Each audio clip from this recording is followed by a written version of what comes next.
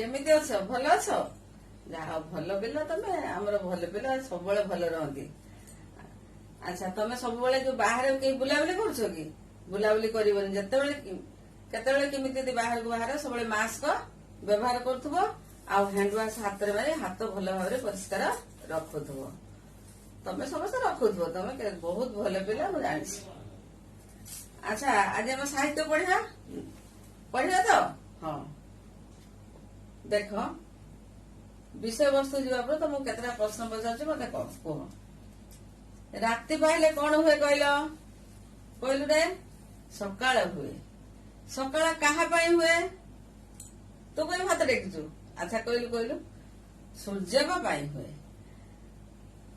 सकाळ हला परे दिन हुए पुणी जिते खरा दिन शेष हुए ये दिन शेष हवाटा पुणी क्या निर्भर करे क्या दिन शेष हुए ऐसे हाथ किसी कहलु से सूर्य हुए ये दिन शेष हेले कौन आसे आमर संध्या आसे ये संध्या विषय तुम बही अच्छी आम पढ़ा से विषय को जीवा पूर्व मु गोटे लिखी मो स्वरचित कविता गोधूली बेला से पढ़ुची तमे शुण। गोधूली बेलार अस्तमितर विढाली रक्ति मोर आभा नाली सूरजरे प्राची सीमांतरे दिशुथांती मो दिशुथाए मन लोभा प्रीति सुरे सुरे पक्षीए गांती प्रीति सुरे सुरे पक्षीए गांती संध्या आगमनी गीत दूर गगनरु मन आनंदरे दूर गगनरु मन आनंदरे घरे बाउड़ती से तो चाष काम सारी चाषी भाई फेरे चाष काम सारी चाषी भाई फेरे उल्लास मन को नहीं उल्लास मन को नहीं केते रंग ढंगे गीत गाई गाई केते रंग ढंगे गीत गाई गाई नाचु थांती थई थई नाचु थांती थई थई गाँ मंदिर रे तुलसी मूल रे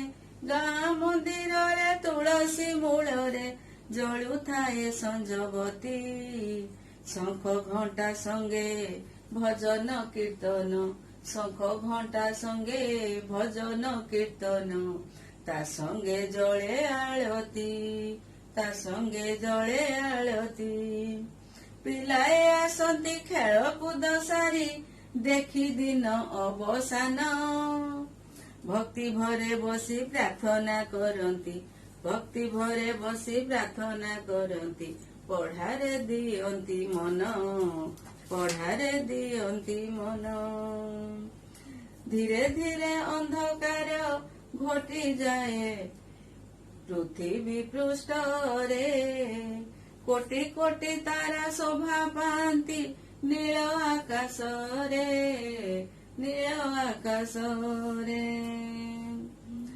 दिन श्रमे क्लांत होई सर्वे लोड़ती विश्राम शुण शुण पिला माने देई मन कर्ण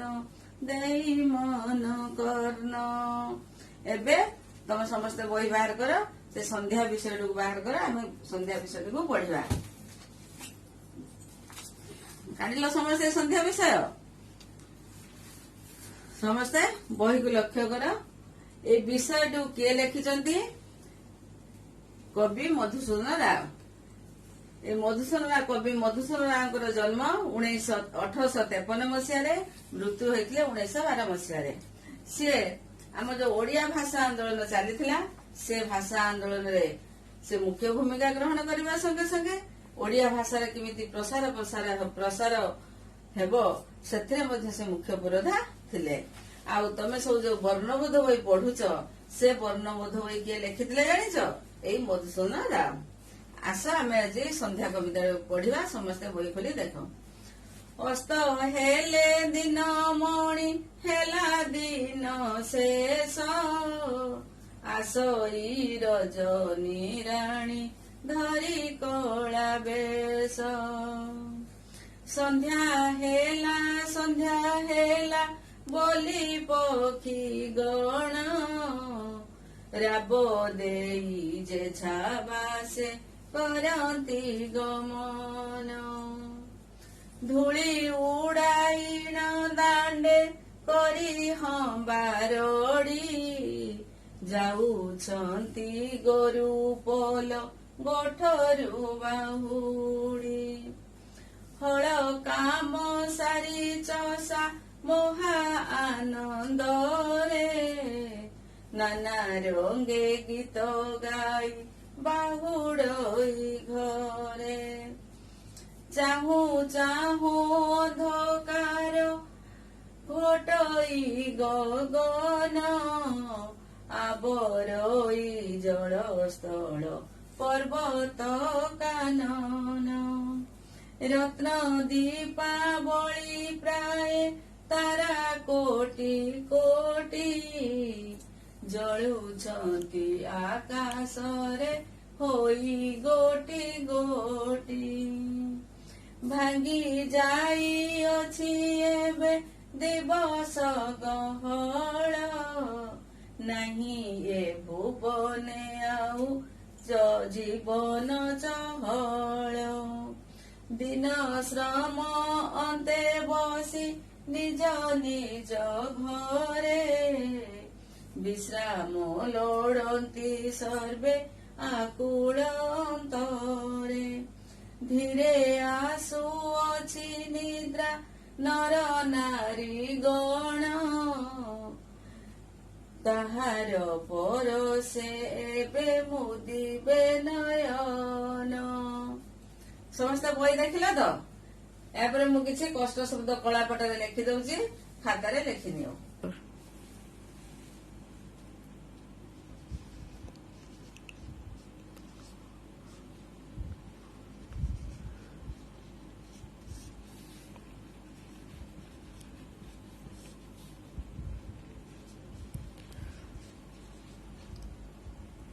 ଅସ୍ତ ଲୁଚି ଗଲେ ବୁଡି ଗଲେ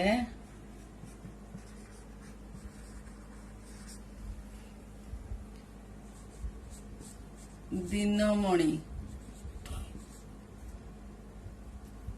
ସୂର୍ଯ୍ୟ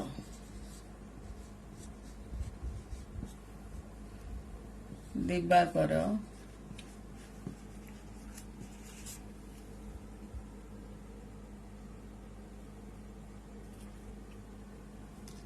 ରଜନୀ ରାତି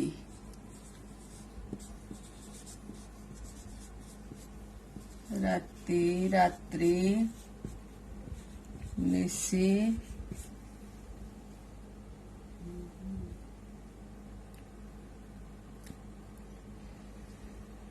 ପକ୍ଷୀ ଚଢେଇ ଖଗ ବିହଙ୍ଗ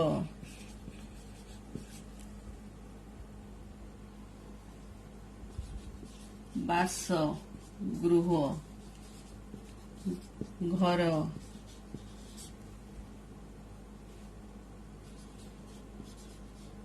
ଗମନ ମାନେ ଯାଆନ୍ତି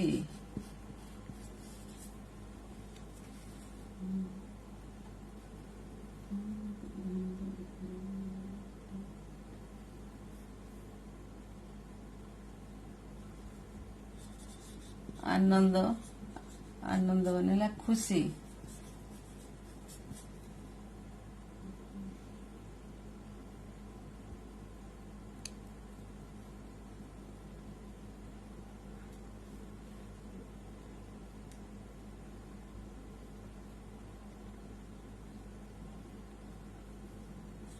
କାନନ ହେଲା ଜଙ୍ଗଲ କାନନ ଜଙ୍ଗଲ ବଣ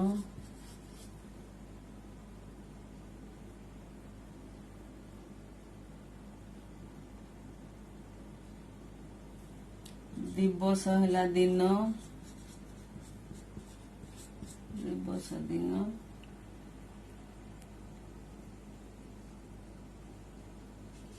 ଭୁବନ ମାନେ ହେଲା ମହିମଣ୍ଡଳ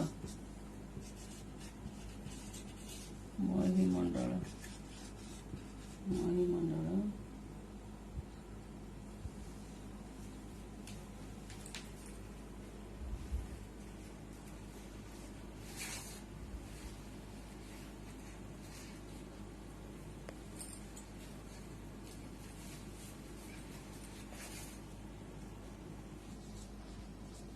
ଅନ୍ତେ ହେଲା ଶେଷରେ,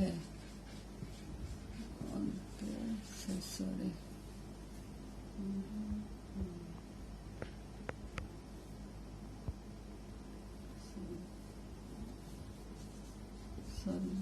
ସର୍ବେ ସମସ୍ତେ,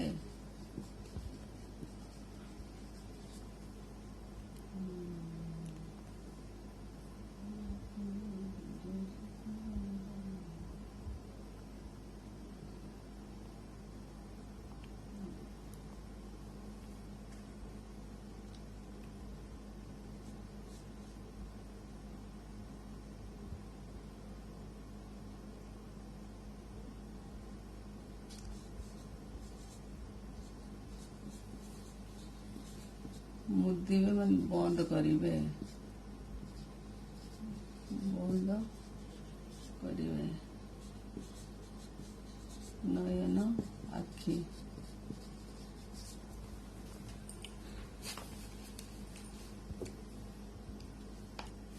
এই কষ্ট শব্দ গুড়িকর অর্থ সব তুমি খাতারে লেখি নিও।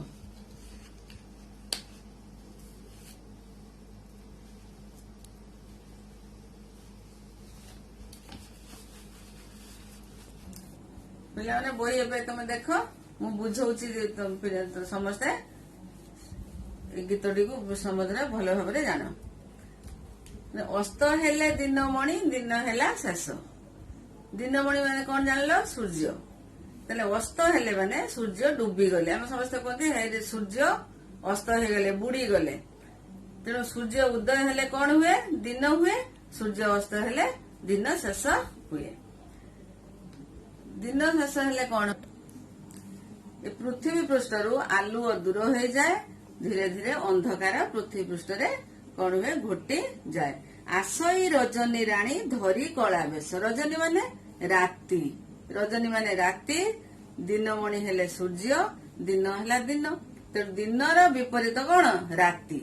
ରାତି ଯେତେବେଳେ ଆସେ କଣ ହୁଏ? ଚାରିଆଡେ ଅନ୍ଧକାର ଘୋଟିଯାଏ।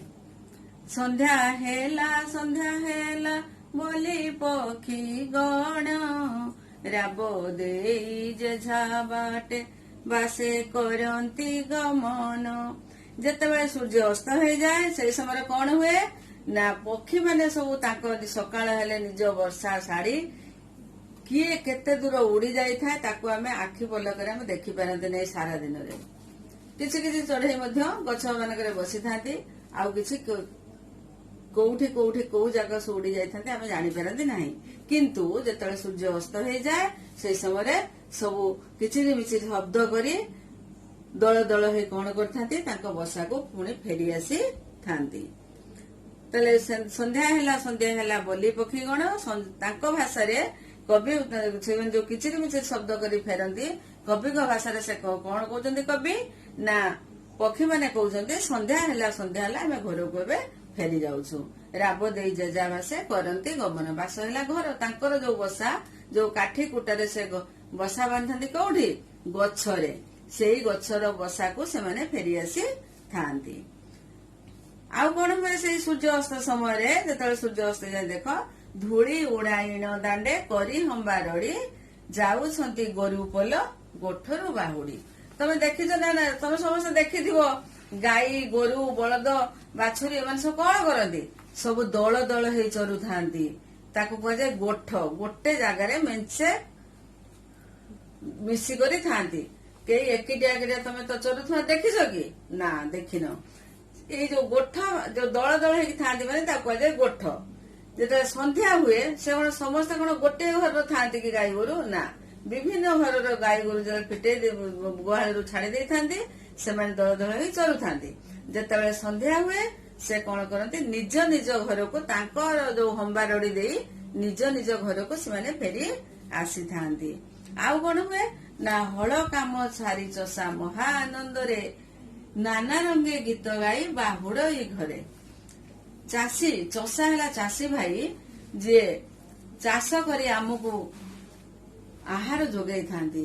ସେଥିପାଇଁ କଥାରେ ଅଛି କଣ? ଚାଷ କରେ ଯିଏରେ, ତା ଠାରୁ ଦୁନିଆର ବଡ ଆଉ କେହି ନୁହେଁରେ। ତେଣୁ ସେଇ ଚାଷୀ ଭାଇ କଣ କରେ? ଯେତେବେଳେ ବିଲରେ ଚାଷ କାମ କରୁଥାଏ, ବିଲରେ ଯେତେବେଳେ ସନ୍ଧ୍ୟା ହେଇ ଆସେ ସେ କଣ କରେ?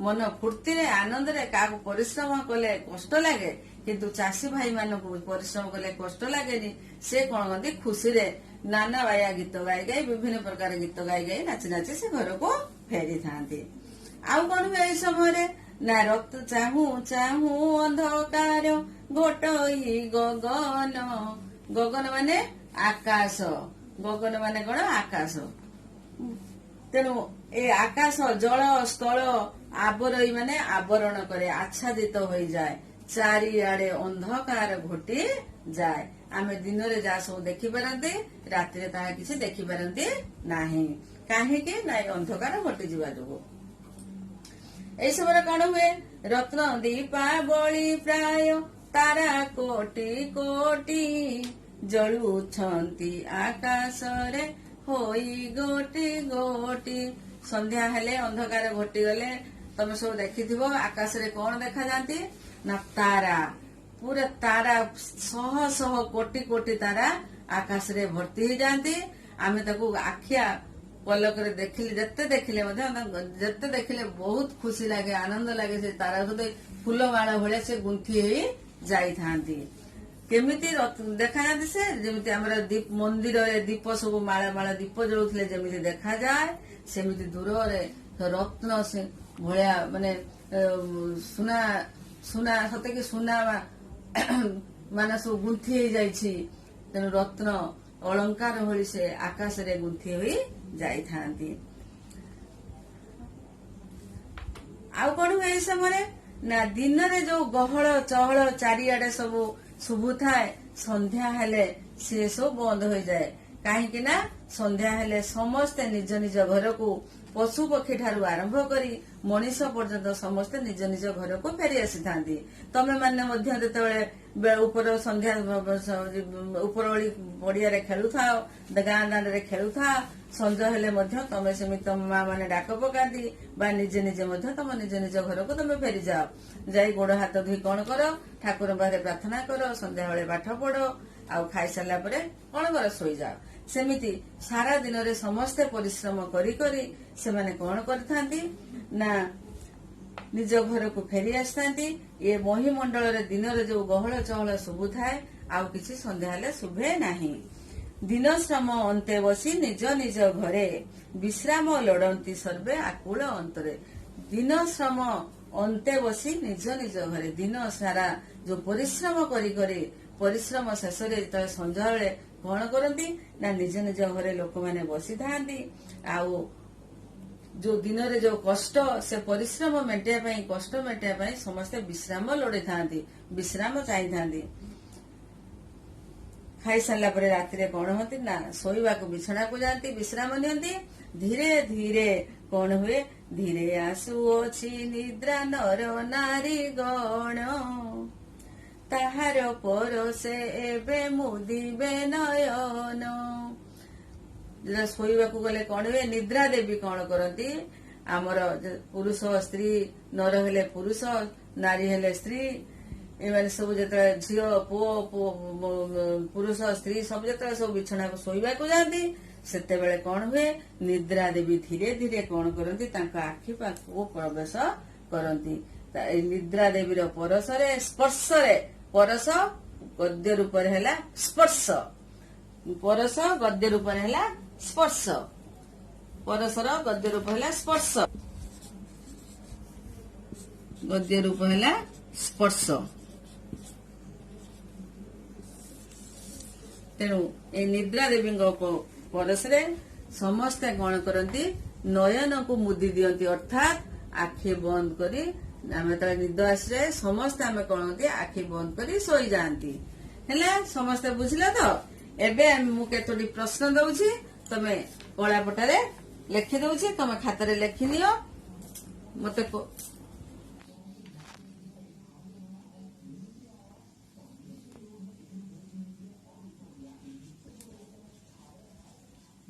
हाथटा वाक्य रे उत्तर लेख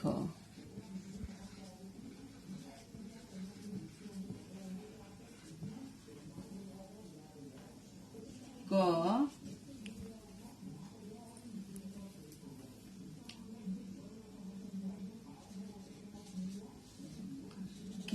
ଅସ୍ତ ହେଲେ ଦିନ ଶେଷ ହୁଏ? କିଏ ଅସ୍ତ ହେଲେ ଦିନ ଶେଷ ହୁଏ?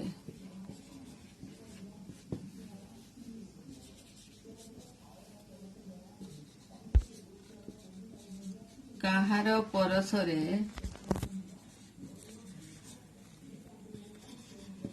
ଆଖି ମୋଦି ହୋଇଯାଏ? ଆଖି ମୋଦି ହୋଇଯାଏ।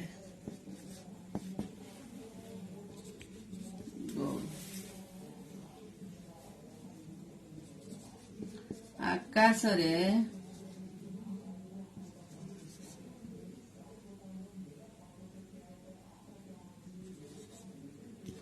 ରତ୍ନ ଦୀପାବଳି ସମ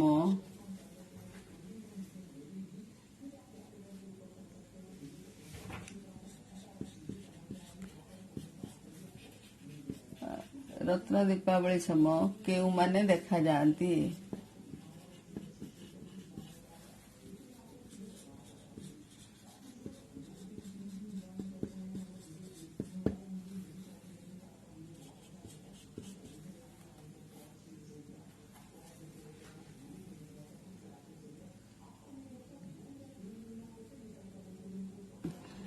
କେତେବେଳେ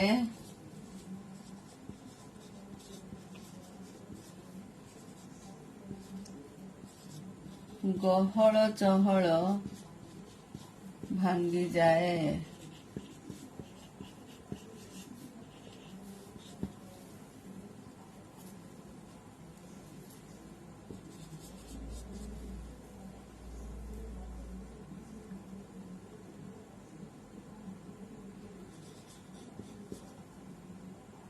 ଗାଁ ଦାଣ୍ଡରେ ସନ୍ଧ୍ୟା ହେଲେ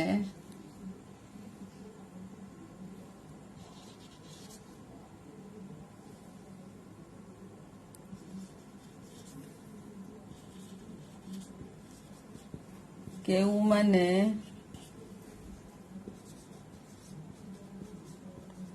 ଧୂଳି ଉଡ଼ାଇ ଯାଉଥାନ୍ତି?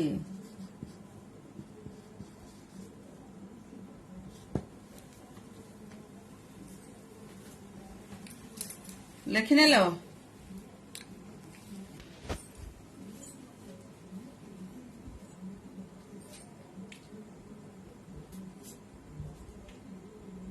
ଲେଖ।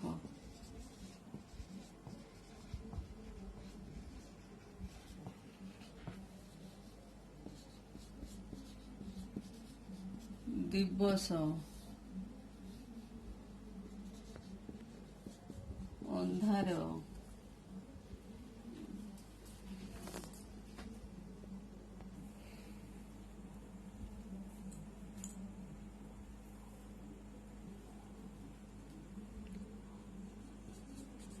ନିମ୍ନଲିଖିତ ଶବ୍ଦଗୁଡ଼ିକର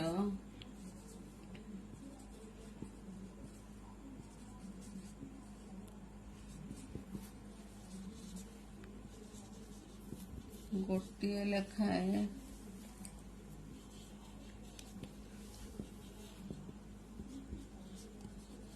ପ୍ରତି ଶବ୍ଦ ଲେଖ।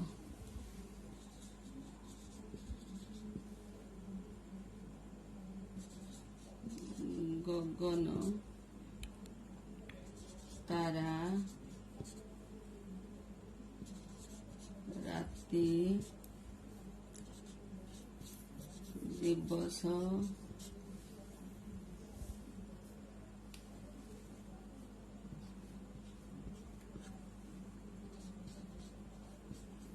ପକ୍ଷୀ,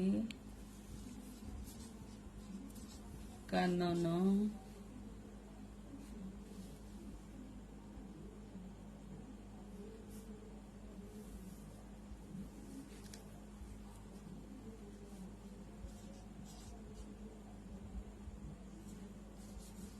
ଗୃହ,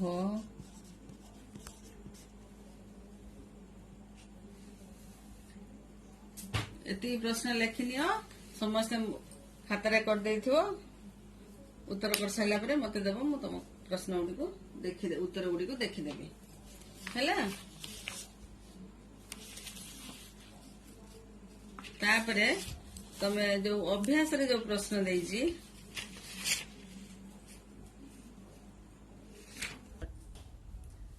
ଅଭ୍ୟାସରେ ଯୋଉ ପ୍ରଶ୍ନ ଗୁଡିକ ଅଛି ଦେଖ, ମୁଁ ବୁଝେଇ ଦଉଛି, ସମସ୍ତେ ମନ ଦେଇ ଶୁଣ।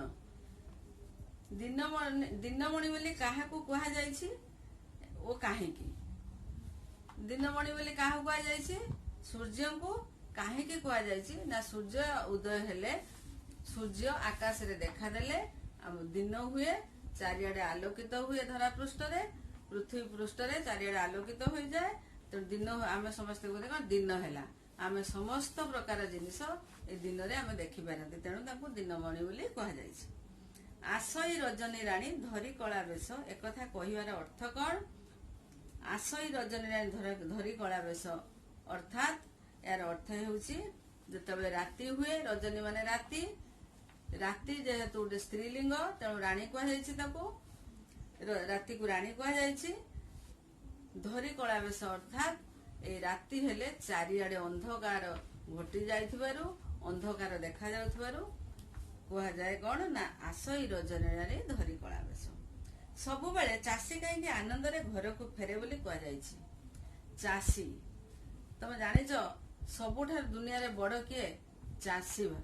ଏ ଚାଷୀ ନଥିଲେ, ଚାଷ ନଥିଲେ ଏ ଦୁନିଆ, ଏ ସୃଷ୍ଟି ବଞ୍ଚିବ ନାହିଁ।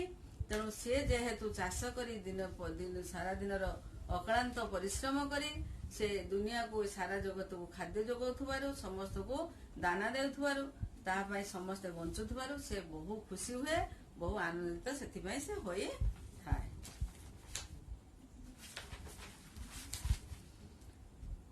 ଖୁବ୍ ଶୀଘ୍ର ଚାରିଆଡେ ଅନ୍ଧକାର ଘଟିଯାଇ କହିବାର କବିତାର କେଉଁ ପଦରେ ଏହା କୁହାଯାଇଛି? ଚାହୁଁ ଚାହୁଁ ଅନ୍ଧକାର ଘୋଟଇ ଗଗନ, ଆବରଇ ଜଳ ସ୍ଥଳ ପର୍ବତ କାନନ। ରାତି ସମୟରେ ଗହଳ ଚହଳ ଶୁଭେ ନାହିଁ କାହିଁକି? ରାତିରେ ସମସ୍ତେ କଣ ନିଜ ନିଜ ଘରେ ରହିଥିବାରୁ, ବାହାରେ ବୁଲୁ ନଥାନ୍ତି ବା ଲୋକ ଗହଳି ଦେଖାଯାଏ ନାହିଁ, ସମସ୍ତେ ନିଜ ନିଜ ଘରେ ଥିବାରୁ ଗହଳ ଚହଳ ଶୁଭେ ନାହିଁ। ତାପରେ 2 ନମ୍ବର ପ୍ରଶ୍ନ ଆମେ ଦେଖିବା। ଦେଖ, କ ସ୍ତମ୍ଭ ଖ ସ୍ତମ୍ଭ ଦେଇଛି। କ ରେ ଥିବା ଶବ୍ଦ ସହିତ ଖ ସ୍ତମ୍ଭରେ ଥିବା ଶବ୍ଦକୁ ଯୋଡି ଶୂନ୍ୟ ସ୍ଥାନରେ ଶୂନ୍ୟ ସ୍ଥାନ ଦିଆଯାଇଛି, ଆମେ ଲେଖିବା। କ ସ୍ତମ୍ଭ ଦେଇଛି ଆକୁଳ, ଜେଝା, ଧୂଳି, ବାହୁଡଇ, ଘୋଟଇ, ମୁଦଇ। ଖ ସ୍ତମ୍ଭରେ ଦେଇଛି ନୟନ, ଅନ୍ତରେ, କଳାବେଶ, ବାସେ, ଘରେ, ଗଗନ, ଉଡାଇଣ। ଆକୁଳ କଣ? ଅନ୍ତରେ। ଜେଝା ବାସେ, ଧୂଳି ଉଡାଇଣ, ବାହୁଡଇ ଘରେ, ଘୋଟଇ ଗଗନ, ମୁଦଇ ନୟନ। 3 ନମ୍ବର ଦେଇଛି କଣ? କେତୋଟି ପଦର ମଝି ଶବ୍ଦଟି ଦେଇଛି, ତାର ଆଗ ଆଉ ପଛରେ ଦେଇନାହିଁ, ତାକୁ ଆମେ ପୂରଣ କରିବା। ମଝିରେ ଦେଲା, ପ୍ରଥମ ଧାଡି ଦେଲା ଦିନମଣି, ତାହେଲେ ଏପଟରେ କଣ ଲେଖାଯିବ? ଅସ୍ତ ହେଲେ ଦିନମଣି, ଦିନ ହେଲା ଶେଷ। ସେଇପରି ଗୋରୁପଲ ଦେଇଛି, ତମେ କଣ କରିବ ଜାଣିଛ? ଯାଉଛନ୍ତି ଗୋରୁପଲ ଗୋଠରୁ ବାହୁଡି।